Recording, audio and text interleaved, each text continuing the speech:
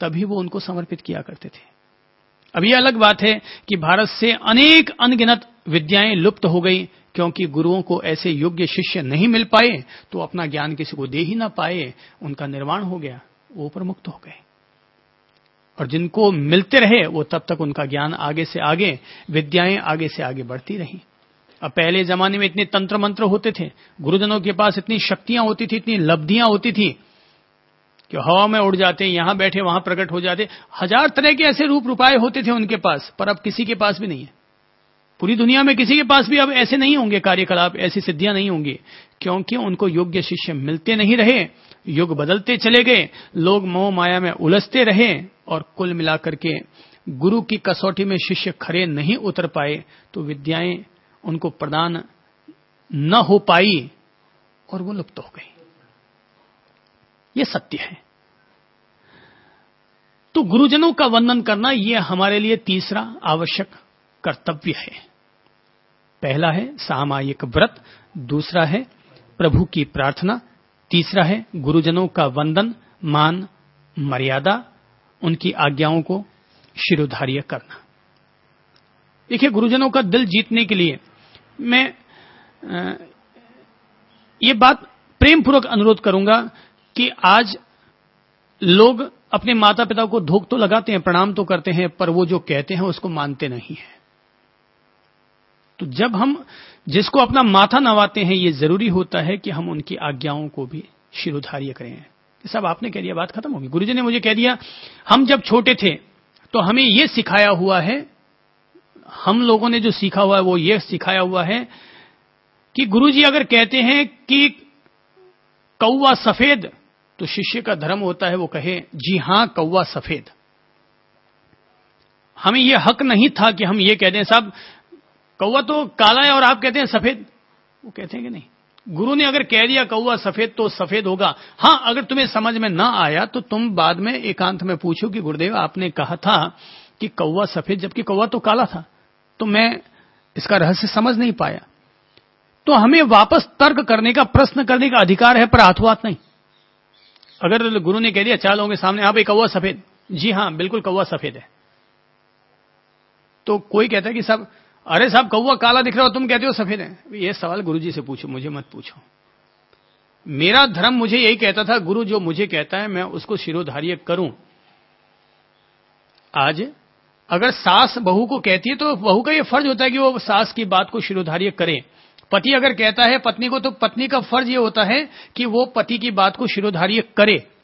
तो जब शिरोधार्य किया जा रहा है तब वहां प्रश्न नहीं उठता कि ये मैं करूं या न करूं। ठीक है, सब आपने कह दिया, बात खत्म हो गई। जब गुरु को हमने अपना जीवन ही दे दिया है तो फिर प्रश्न वहां कहां से उठेगा। जीवन देने के बाद अगर हम प्रश्न उठाते हैं तो इसका मतलब अपने समर्पण पर प्रश्न उठा रहे हैं कि मैंने जो समर्पण किया है वो सही है या गलत है। ये तो माथा देने से पहले सोचो कि मुझे इनको माथा देना है या नहीं देना, पर अगर माथा दे दिया तो मैटर फिनिश। अगर कोई आदमी देश की आजादी के लिए लड़ रहा है तो ये तो उसको पहले सोचना चाहिए कि मुझे कारागार जाना पड़ सकता है, मुझे फांसी लग सकती है। अब तो जब चल पड़े वो कारागार में पहुंच गए हो तो उसका परिणाम जो भी आएगा वो स्वीकार्य है। तो ये ध्यान देने योग्य बात है, और वो ये है कि अपन अपने अपने गुरुजनों के आदेशों को शिरोधार्य करने की कोशिश करें, उसकी जागरूकता रखें, उसकी सचेतनता, अवेयरनेस रखें। चौथा है आवश्यक कर्तव्य, और वो है प्रतिक्रमण। प्रतिक्रमण शब्द का अर्थ होता है जहां जहां हमारी ओर से अतिक्रमण हुआ है वहां वहां से अपने चित्त को, अपनी चेतना को, अपने मन को वापस लौटा कर ले आना, इसका नाम है प्रतिक्रमण। 3 शब्द होते हैं, आक्रमण, अतिक्रमण और प्रतिक्रमण।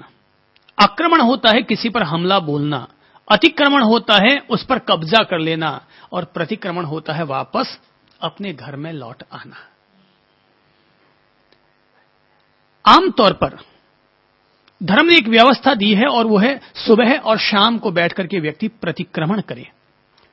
तो चूंकि हर आदमी का मन अपने दिन भर में किए गए पापों का मूल्यांकन नहीं कर पाता, चिंतन और चिंतवन नहीं कर पाता, वो मनन नहीं कर पाता, दिन भर की दैनंदिनी जिंदगी पर वो मूल्यांकन नहीं कर पाता, तो धर्म परंपरा ने, धर्म शास्त्रों ने धर्मानुरागी महानुभावों के लिए प्रतिक्रमण के एक खास पाठ बना दिए हैं कि अगर तुम्हारा मन नहीं लगता तो कम से कम चलो उन पाठों को ही बोल लो।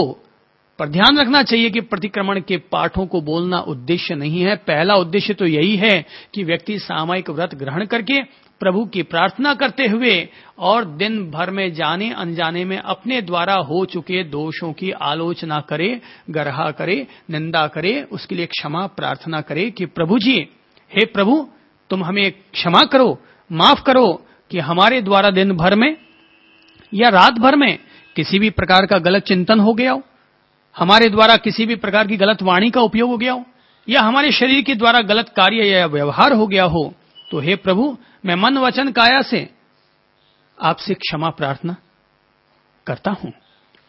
तो यह है प्रतिक्रमण।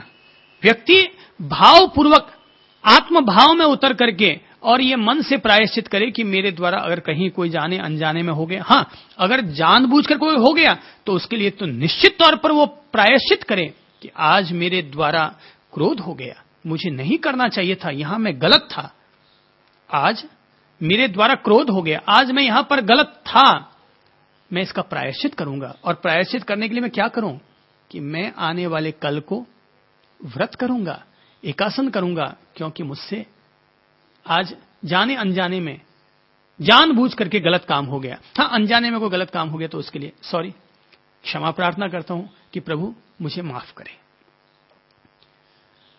बाकी जब हम प्रतिक्रमण के पाठ बोलते हैं तो हमें धैर्यपूर्वक बोलने चाहिए, जल्दबाजी में नहीं बोलने चाहिए।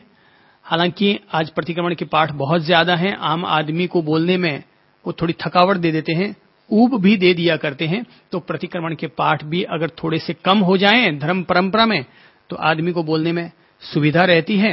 अब हर आदमी के लिए संभव नहीं है कि वो सवा घंटे, 1.5 घंटे बैठ करके और इतने पाठ बोले, तो इसका सरल स्वरूप होना चाहिए। तो धर्म परंपराओं की जवाबदारी है कि वो अपने प्रतिक्रमण के पाठों को कैसे सीमित कर सके। पर हां, इतना जरूर मैं अनुरोध करूंगा कि प्रतिक्रमण के पाठ जब भी हम बोले, धैर्यपूर्वक बोले, मन लगा करके बोले, शांतिपूर्वक बोले, धीरज से बोले, उच्चारण सहित बोले, स्पीड में न बोले, पहाड़े जैसे बच्चे बोल जाते हैं वैसे न बोल जाएं, वरन धैर्यपूर्वक एक एक शब्द का उपयोग करते हुए, चिंतन करते हुए, उनको अपनी आत्मा के साथ, अपने मन के साथ जोड़ते हुए और फिर बोलें। कोई जरूरी थोड़ी कि प्रतिक्रमण करो, पर अगर करते हैं तो मनोयोग पूर्वक करने का अभ्यास करना चाहिए, करने की जागरूकता रखनी चाहिए। प्रतिक्रमण चाहे 1.5 घंटे का करो, चाहे आधे घंटे का करो, जितना करो मन लगा के करो। कोई ज्यादा देर तक धर्म करने से कुछ नहीं होने वाला है, ज्यादा देर तक धर्म करने से कुछ नहीं होने वाला है। भाई थोड़ा सा धर्म करो, लेकिन जितना करो ना वो पूरा परफेक्ट करो, जितना करो उतना पूरा परफेक्ट करो। अगर शुद्धतापूर्वक उपयोग किया जाए तो ध्यान रखो, एक छोटा सा मंत्र भी देवता का आह्वान कर सकता है, बाकी रोजाना माड़ाएं जपते रहो, क्या होने वाला है। अगर शुद्धतापूर्वक प्रयोग किया जाए तो इत्र की 4 बूंदें भी 10 किलो तेल को खुशबू से भर दिया करती है। और अगर शुद्धतापूर्वक उपयोग नहीं करते हो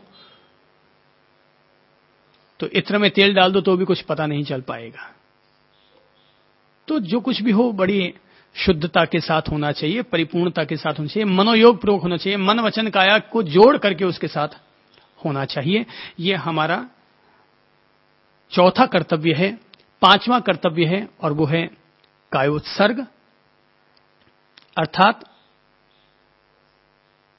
27 श्वासोश्वास तक, यानी लगभग 3 मिनट तक, 2.5 से 3 मिनट तक हमें देह भाव का त्याग करते हुए आती जाती श्वासों का अनुभव करना, इसका नाम है कायोत्सर्ग। मन, वचन और काया के व्यापारों को रोककर आती जाती 27 श्वासोश्वास पर ध्यान धरना, समत्व का अभ्यास करना, विदेह भाव का अभ्यास करना, आत्म भाव को स्थापित करना, अर्थात आती जाती सांसों की विपश्यना और अनुपश्यना करना, इसका नाम है कायोत्सर्ग। काया प्लस उत्सर्ग, काया के प्रति जो भाव है, देह भाव जो है, उनका विसर्जन करना, इसका नाम है कायोत्सर्ग। तो एक बहुत अच्छी प्रक्रिया है ये, अपन लोग अपने यहां पर ध्यान साधना के दौरान करते हैं कि व्यक्ति चाहे बैठकर करे, चाहे लेट कर करे, चाहे खड़ा होकर के करे, कि व्यक्ति सबसे पहले आती जाती 27 श्वासोच्छ्वास पर अपने चित्त को केंद्रित करें और फिर अपने शरीर के एक एक अंग और संवेदन पर ध्यान देते हुए, एक एक संवेदन और एक एक अंग पर ध्यान देते हुए, अनुपश्यना करते हुए, विपश्यना करते हुए और अपने संपूर्ण देह की यात्रा करें, ऊपर से नीचे तक और नीचे से ऊपर तक।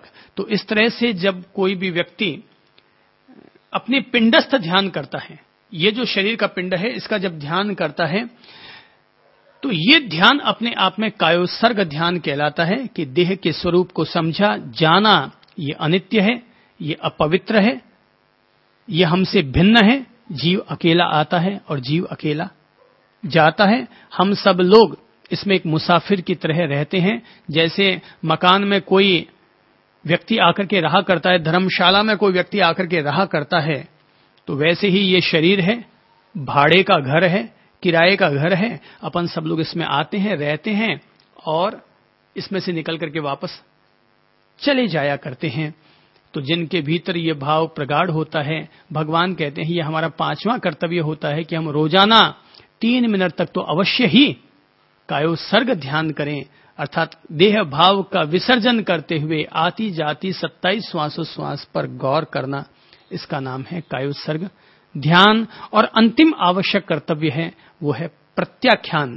प्रत्याख्यान का अर्थ होता है ऐसा संकल्प, ऐसा नियम जो कि हमें पाप कार्यों से या खाद्य पदार्थों से, उनके उपभोग पर जो हमारे अंकुश लगाता है, उसे हम कहते हैं प्रत्याख्यान। चालू भाषा में अपन लोग उसे कहते हैं पचक्खाण।